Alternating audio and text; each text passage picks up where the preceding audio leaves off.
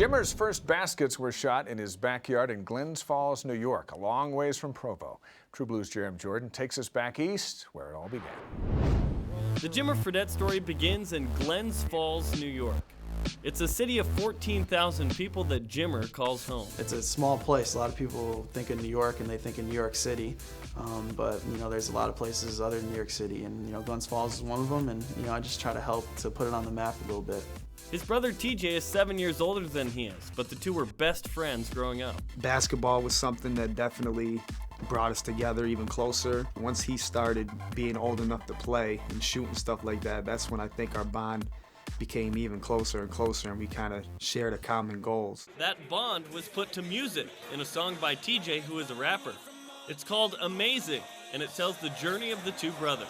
I just put into words everything that we've been through and the training we've had, the stories we've had, and then up to now to see his success. It was pretty easy to get that out. It's a very, very emotional song for us and for our family. When Jimmer was younger, Jimmer was a chunky kid. I'd say he was a little bigger than everybody else, but he could dribble the ball, he could always shoot. But he spent a lot of time in the weight room and working out with his Uncle Lee and with speed and fitness, and he turned himself into a Division I body. I knew he was real competitive and that he was a good athlete from the time he was small. I mean, even 3 and 4 years old, he could do things that a lot of kids 3 and 4 years old could never do. And I watched him saying, boy, that's pretty good for a 3 or 4 year old.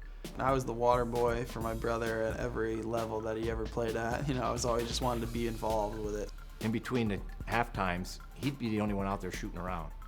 Like I say, a short, chubby kid out there beyond the three-point arc, making them. 6 and 7 year olds hardly can't even reach the basket. He was hitting these shots already.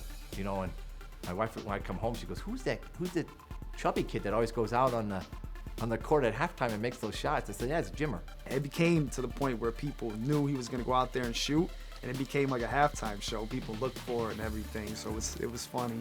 I didn't think anything of it. I was just shooting. I didn't really care who was watching, and people would cheer and stuff like that, and it made me feel kind of good. But I was just out there practicing, trying to get some shots up. So.